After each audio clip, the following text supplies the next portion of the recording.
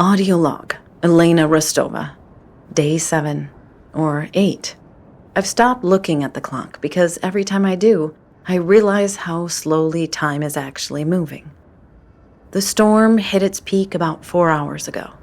Mac says the wind speed is holding steady at 110 miles per hour, with gusts pushing 140. If you go near the exterior bulkheads, you can feel the metal vibrating against your teeth. It sounds like being inside a jet engine that's slowly tearing itself apart. Sarah tried to film out of the reinforced observation window in the common room, but it's just a wall of solid white moving horizontally.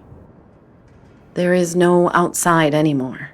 There is only the inside of Erebus Station. And inside is getting complicated. Lars is still in the medical bay.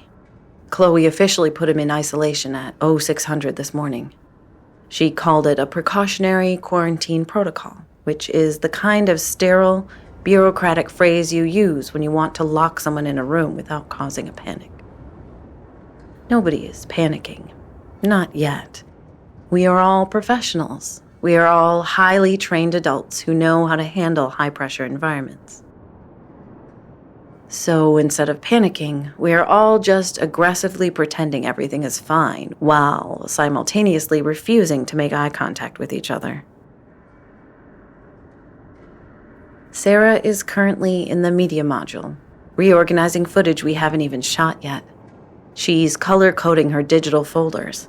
I know this because she sent me an email about the color-coding system, despite the fact that her desk is exactly 20 feet away from mine. I didn't reply. I'm not sure what the correct protocol is for acknowledging that your producer is having a quiet breakdown via spreadsheet, but ignoring it feels like the safest option. Pendleton is in his lab, analyzing the ice core samples. He hasn't come out since breakfast. Mac went down there an hour ago to check the heating manifolds and said Pendleton was just staring at a monitor, running the same mass spectrometry sequence over and over. Mac asked him what he was looking for. Pendleton said he was looking for a mistake. He said the numbers didn't make sense, and therefore the numbers had to be wrong. It's the first time since we got here that Pendleton hasn't sounded like the smartest person in the room. He sounded like someone who just realized the room is on fire and is trying to calculate the mathematical probability of the flames.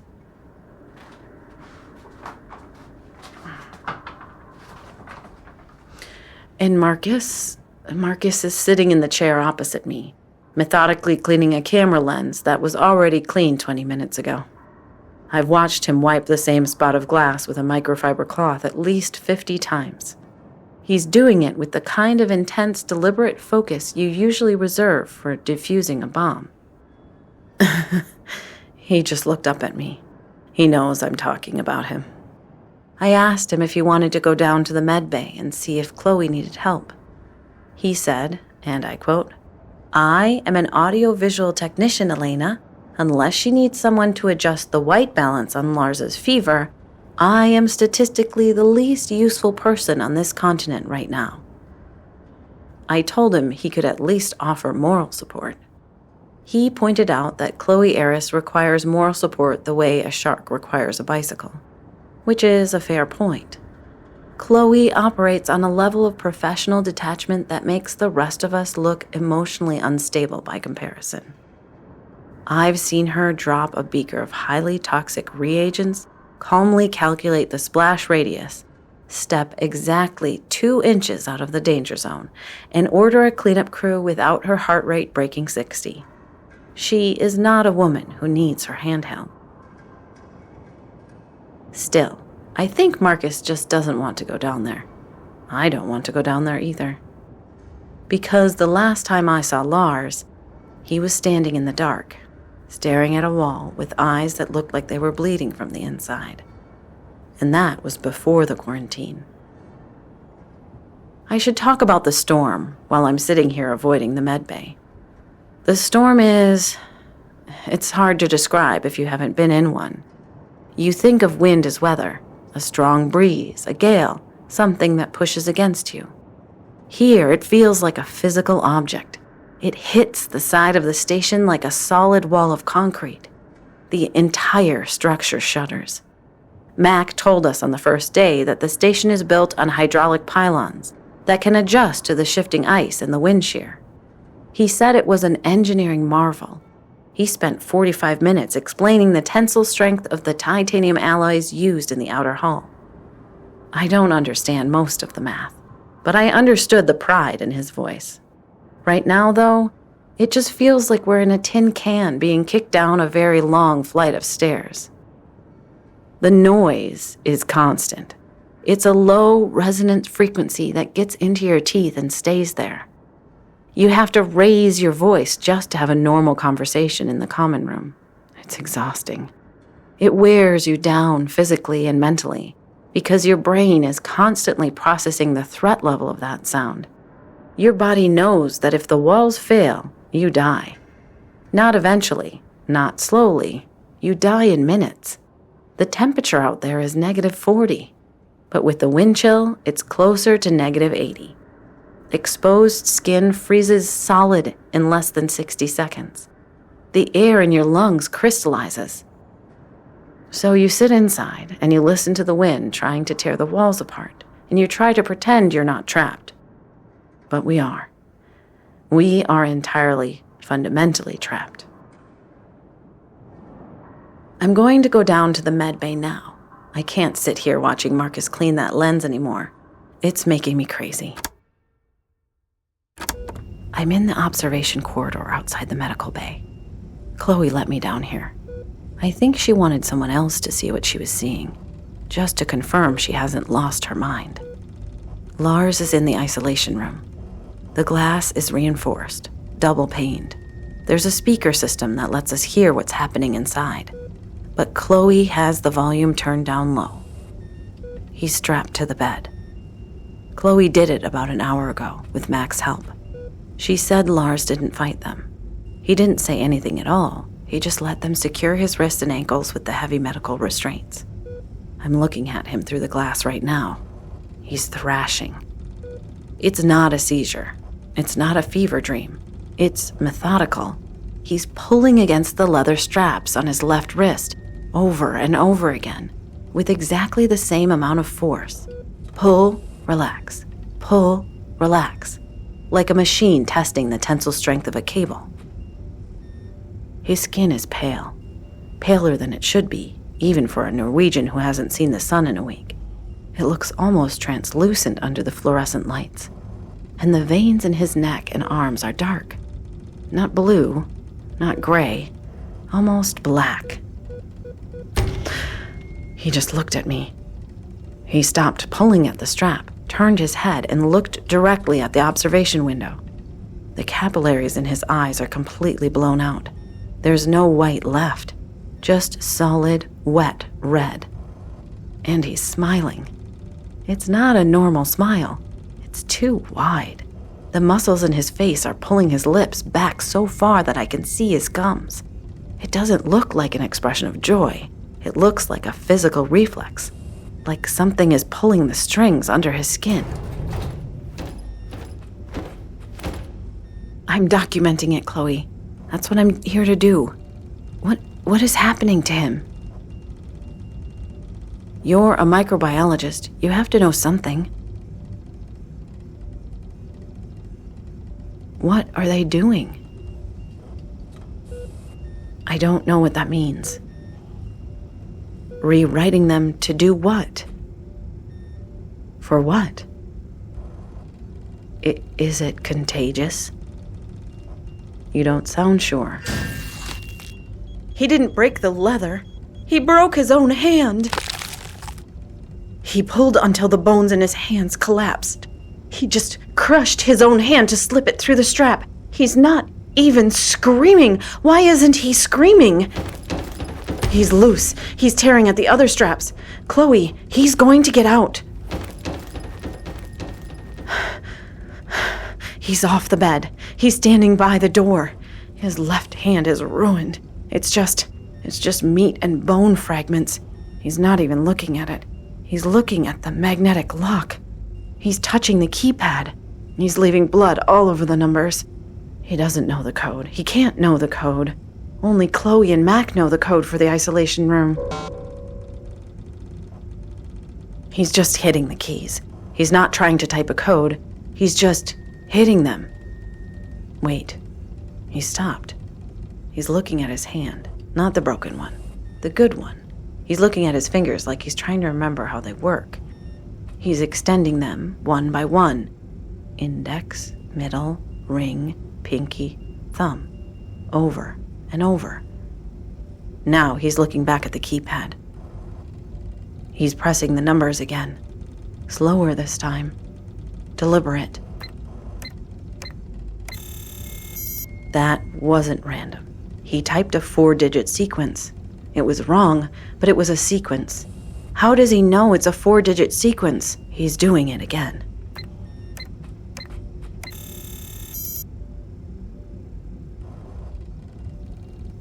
He's trying different combinations. He's brute forcing the lock. Chloe said the infection was making him hyper-efficient. It's not just his body. It's his brain. He's testing the system.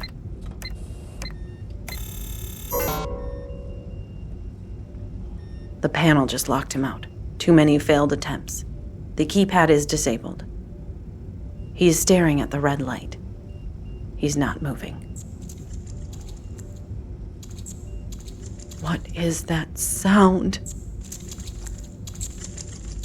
It's coming from his throat.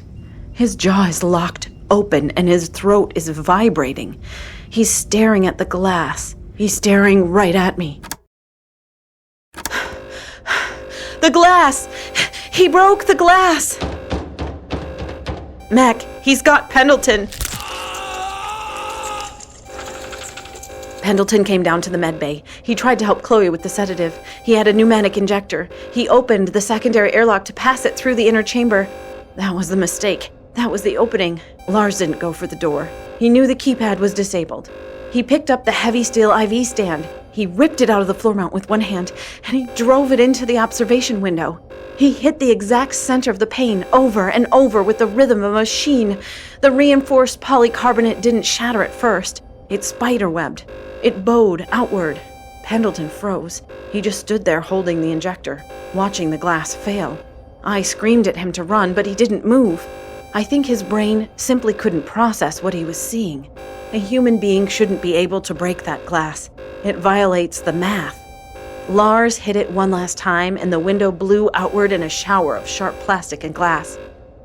He didn't climb through. He threw himself through the jagged opening. The broken edges cut him to pieces. Deep lacerations across his chest, his arms, his face, and he didn't even flinch. He didn't bleed like a normal person either. The blood was dark and thick, almost like motor oil. He landed on Pendleton before the old man could even raise his arms to defend himself. Mac hit him with the extinguisher.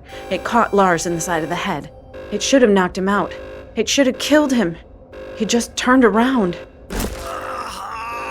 Lars is on Pendleton. He's biting him. Oh God, he's tearing at his neck. There's so much blood. Turn off the alarm. Please, turn it off.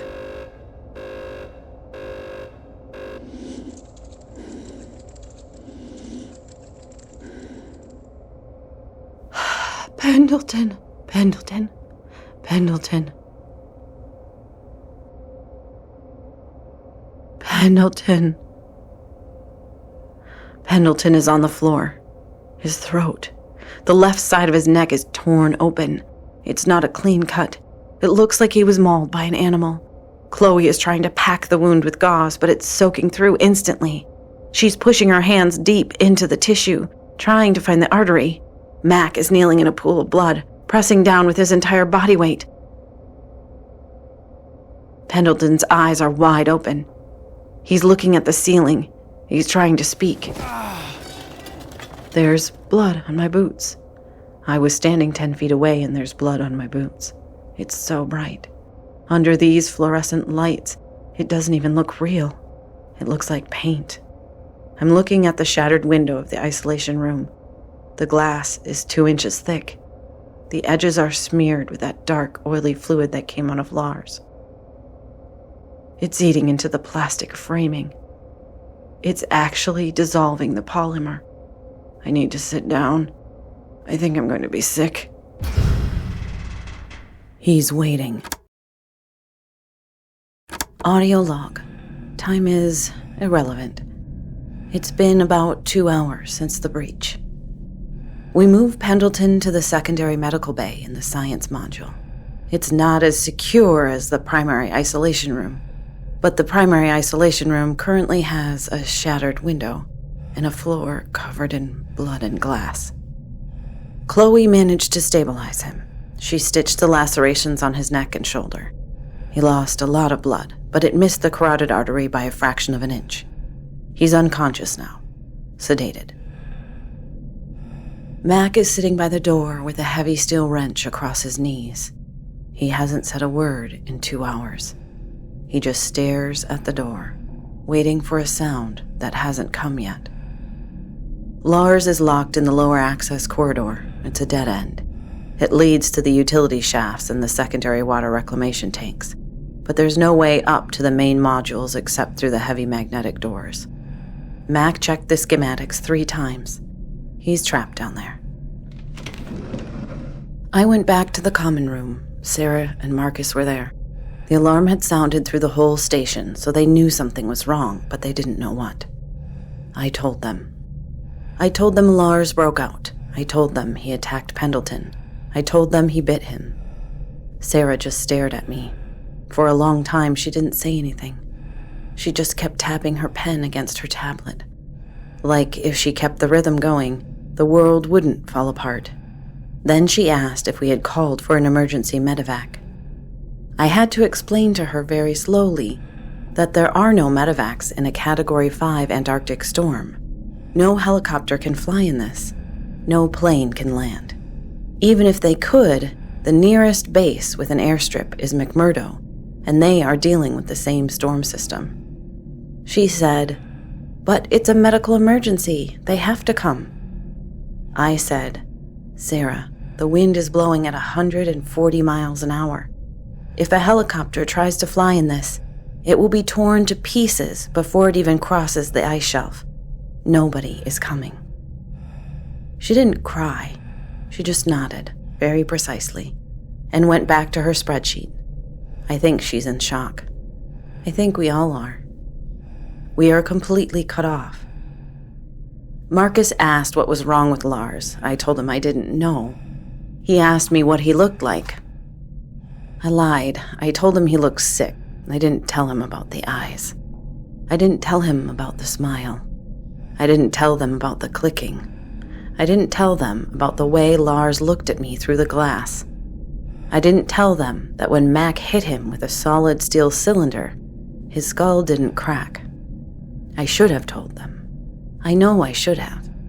As a journalist, my entire career is built on the premise that people have a right to know the truth, no matter how ugly it is.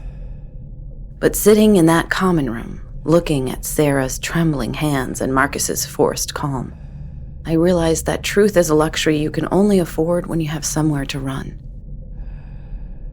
When you're trapped in a box at the bottom of the world, truth is just another way to break the structural integrity. So I lied. I told them Lars was sick, that Pendleton was injured but stable, and that Mac had the situation under control. I gave them a narrative they could survive. I'm telling the recorder the truth, because the recorder doesn't panic. And because if none of us make it out of here, I want whoever finds this tape to know exactly what they're walking into. Is he going to wake up? Chloe. The bite.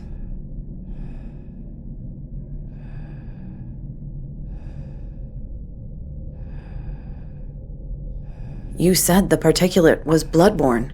You said it needed a fluid medium. If Lars's saliva got into Pendleton's bloodstream? It's not hypothetical. You saw what happened to Lars. It took less than 24 hours for him to go from a mild fever to whatever that is down there. I want you to be accurate. You asked me to record the accurate version. The accurate version is that Dr. Pendleton has been exposed to the same biological agent that rewrote Lars Johansen's cellular structure. And how long does he have? How much faster? We need to tell the others. It is spreading, Chloe. That's the point. And what if he wakes up before then? What if he wakes up and he's not Pendleton anymore? You sedated Lars too, remember? You gave him a mild sedative last night, and at 3 a.m, he was standing in the dark staring at a wall. The pathogen doesn't care about your sedatives, Chloe. It's rewriting his biology. What if it rewrites how he metabolizes the drugs? 6 hours. Okay.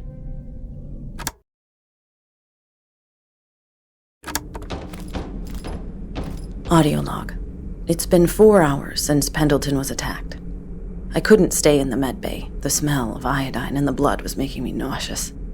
I told Chloe I was going to check on Sarah and Marcus in the common room. I lied. I'm in the access corridor on level 2, directly above the lower utility shaft where Mac locked Lars. I shouldn't be here. It violates every protocol we have right now, but I couldn't stop thinking about the schematics Mac had on his tablet. He said Lars was trapped. He said there was no way up. But Mac is an engineer. He thinks in terms of doors and locks and designated pathways. He thinks about how people move through a space.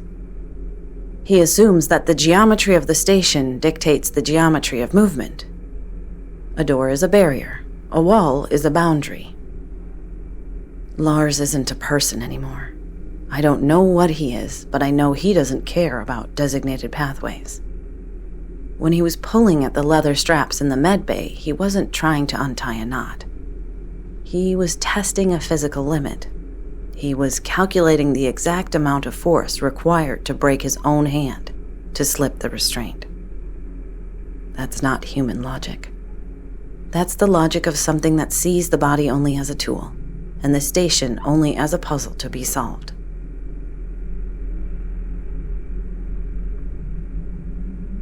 I'm standing over the primary ventilation grate for the lower level. It's a heavy steel grid bolted into the floor. It circulates air down to the utility shafts. I brought a flashlight. I'm shining it down through the grate. It's about a 20-foot drop to the lower floor. I can see the concrete. I can see the top of the water reclamation tanks. I don't see Lars. The lower level is mostly open space, filled with pipes and machinery.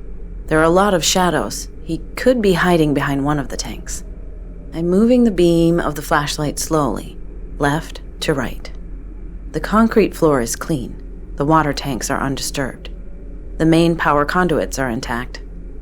I can see the heavy steel door at the far end of the corridor, where Mac locked him in. The door is still sealed. The override panel is glowing red. So where is he? But it's too quiet. Even over the sound of the wind, I should be able to hear him moving. I should be able to hear that clicking sound. Maybe he's unconscious. Maybe the trauma of the transformation finally overwhelmed his system. Chloe said his heart rate was 40 beats per minute. Maybe his heart just stopped. Maybe this is over. I'm trying to convince myself of that. I don't believe it, but I'm trying. Oh, he's down there. What is he doing? He's not trying to break the door. The door is at the other end of the corridor. This sound is coming from directly below me. I'm shining the light on the ventilation shaft itself. It's a vertical drop, about 3 feet wide.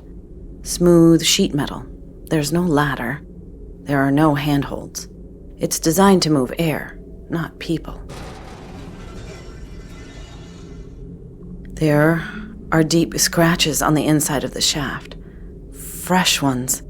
The metal is peeled back in strips. Something is climbing the shaft. Oh, God. He's climbing. He's using his hands. He's using the broken bones in his hands like pitons, driving them into the sheet metal to pull himself up. He's coming up. The grate is bolted, but if he hits it with enough force... Ah! He's at the grate. Mac, we have a breach. Level 2 access corridor.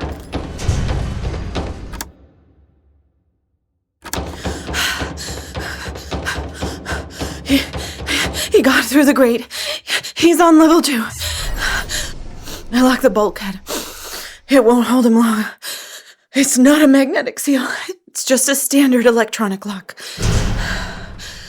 I'm heading for the common room. Sarah and Marcus are there. We need to get to the science module. We need to get behind the magnetic seals with Chloe and Mac. The power is fluctuating. The storm is messing with the generator output. If we lose power, the magnetic seals fail. The doors default to manual override. I'm passing the hydroponics lab. It's empty. The grow lights are flickering, casting these long, strange green shadows across the corridor. It looks like being underwater. I can hear him behind me. He's not running like a person runs. It's not a 2-beat rhythm. It's erratic. Heavy, dragging, then incredibly fast, then dragging again. He's playing with me. He could have caught me in the access corridor. He's letting me run. Sarah! Marcus! Sarah! Marcus! We have to move! Now! Lars is out. He's on this level. We need to get to the science module. He climbed the ventilation shaft. He broke through the steel grate. He's not human anymore, Sarah. Sarah, listen to me. I just watched a man crush his own hand to slip a leather restraint, and then throw himself through 2 inches of reinforced polycarbonate glass without blinking. I just watched him tear open Dr. Pendleton's throat with his teeth. He is not Lars anymore, and he is coming down that hallway right now.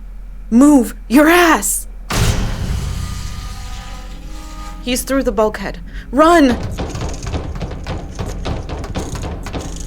Don't look back. Just keep moving toward the science module. Mac!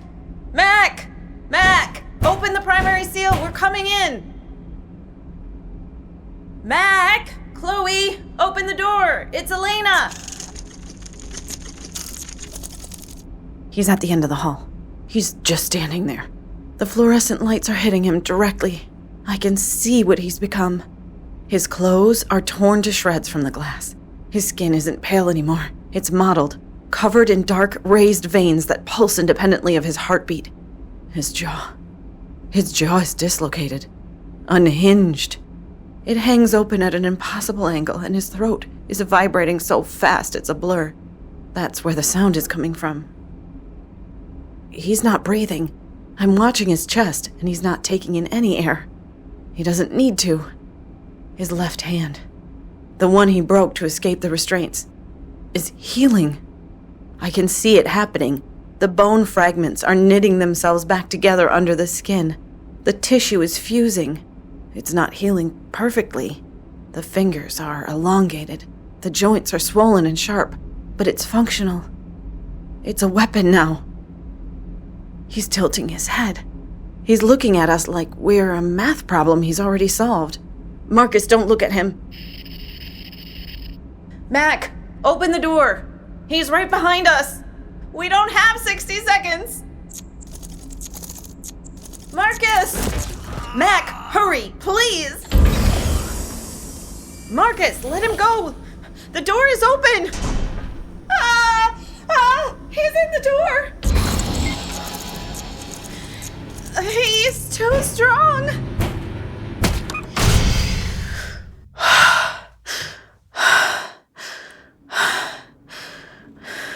We're in the science module airlock. The door is sealed. The panel is green. We're safe. I'm leaning against the wall. My legs are shaking so badly I can barely stand. Sarah is curled up in a ball on the floor, her hands over her ears, rocking back and forth. She's murmuring something under her breath, over and over, but I can't make out the words. Marcus is leaning against the opposite wall, staring at the ceiling, trying to catch his breath. Mac is examining the doorframe. He's wiping the dark fluid off his wrench with a rag. He looks older than he did this morning. He looks like a man who just realized that all the steel and engineering in the world might not be enough to keep the dark out. "We're okay. We made it. He didn't get through."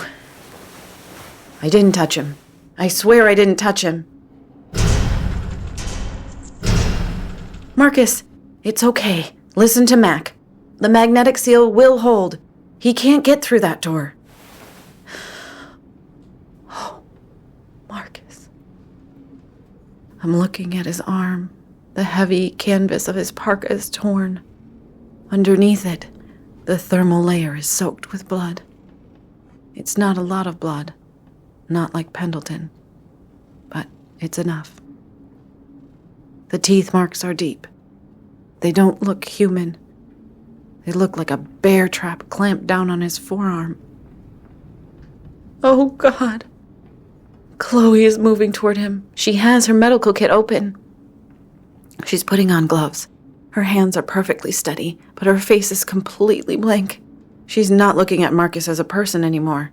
She's looking at him as a vector. Mac is just staring at the door. He still has the wrench in his hand. His knuckles are white. He knows what this means. We all know what this means. The lockdown didn't save us. It just trapped us in here with the infection. Marcus is looking at me. He's waiting for me to tell him it's going to be okay. He's waiting for me to lie to him the way I lied to him in the common room. I can't do it. I can't look him in the eye and tell him he's going to live when we both know what's in his blood right now. He bit him. Audio log, Day 8, 0200 hours. We are sealed in the science module.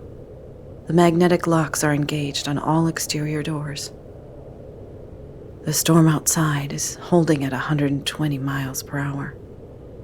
The temperature is minus 40 degrees Celsius.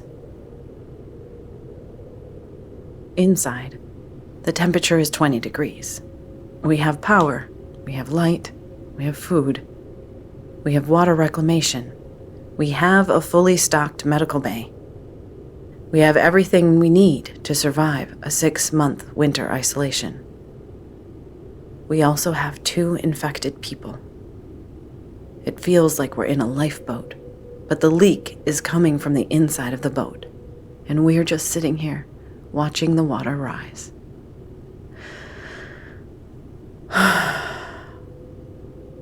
Pendleton is still unconscious in the secondary medical bay. Chloe says his inflammatory markers have plateaued. He hasn't shown any physical signs of transformation yet. No fever spikes, no erratic heart rate. Just a deep, unnatural sleep. She's sitting next to him, watching the monitors. I think she's trying to find a pattern in the data, a reason why his progression is slower than Lars. Maybe it's the antibiotics. Maybe it's his age. Or maybe the pathogen is just taking its time. Marcus is in the supply closet. It was the only room in the science module with a heavy locking door that wasn't already occupied by Pendleton.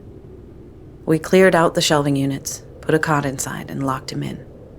I helped him move the boxes of pipette tips and spare centrifuge rotors. He made a joke about how he always wanted a corner office. I didn't laugh. I couldn't. He didn't fight us. He didn't argue. When Chloe told him what the bite meant, he just looked at his arm, looked at me, and said, "Okay, where do you want me to go?" He walked into the closet himself. He sat on the cot. He let Mac lock the door from the outside. Sarah is falling apart. She's sitting in the corner of the lab, wrapped in a thermal blanket, staring at the wall. She hasn't spoken in 3 hours. I tried to give her some water, and she just looked through me. I think the reality of what's happening finally broke through the spreadsheets and production schedules. She's realizing that we are not making a documentary anymore. We are just trying to survive. And Lars is still out there. He's roaming the corridors of the main station.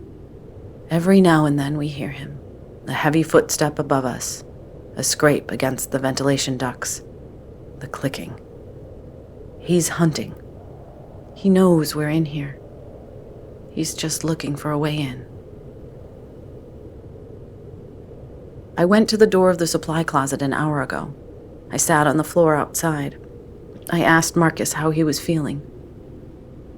He said he was cold. I asked him if he wanted another blanket. He said no. He said the cold wasn't on his skin, it was in his blood. He said it felt like ice water moving through his veins, slowly freezing him from the inside out. I didn't know what to say. I am a journalist. I'm supposed to have the right words. I'm supposed to know how to ask the right questions to get the truth. But the truth is that my friend is locked in a closet, turning into a monster, and there is absolutely nothing I can do to stop it. I asked him if his arm hurt. He laughed, a short, dry sound that didn't have any of Marcus's usual warmth in it. He said, "No, that's the weird part. It doesn't hurt at all. It just feels numb, like it doesn't belong to me anymore." I asked him if he wanted me to record a message for his family, for his mother, for his niece. He was quiet for a long time. I could hear him breathing on the other side of the heavy steel door. It sounded shallow, fast. Then he said, "No. If you record it, it means it's real. If I don't leave a message, then I'm still coming home." It's the same logic Pendleton used when he stared at the mass spectrometer. The numbers don't make sense, so the numbers must be wrong. If I don't say goodbye, I'm not leaving. I told him okay. I told him I wouldn't record anything. So I just sat there. And he sat on the other side of the door. And we didn't say anything else. We just listened to the station hum and the wind outside and the terrible, creeping silence of the ice. "What is it? What's wrong with Pendleton?" Pendleton is thrashing on the cot. His eyes are closed, but his body is arching off the mattress. The veins in his neck are bulging. They're turning dark. He's on the floor. He's convulsing. "Chloe, don't get too close." Dr. Arthur Pendleton is dead. The infection killed him before the transformation could complete. It's a small mercy, but right now, I'll take any mercy I can get. He was a brilliant man. He dedicated his entire life to understanding the history of this planet, and in the end, that history killed him. There's a poetry in that, I suppose, if you're the kind of person who looks for poetry in tragedy. I'm not. I just see an old man dead on the linoleum floor at the bottom of the world. I'm turning the recorder off. I need to help Mac move the body. We need to find a place to put him. "Chloe, move away from him. Chloe, move away from him right now." His chest is moving. It's caving in, like the ribs are collapsing inward, and then expanding out further than they should. The sound, it's coming from his chest cavity. "He's not dead! He's not dead! The infection didn't kill him! It just stopped his heart so it could take over. It needed his body to stop fighting so it could finish the rewrite." Mac is down. Pendleton has Chloe. He has his hands around her throat. He's not trying to bite her. He's trying to crush her windpipe. He's too strong. She can't break his grip. "Let her go! Let her go! He's looking at me! I can't. He's between me and the door!"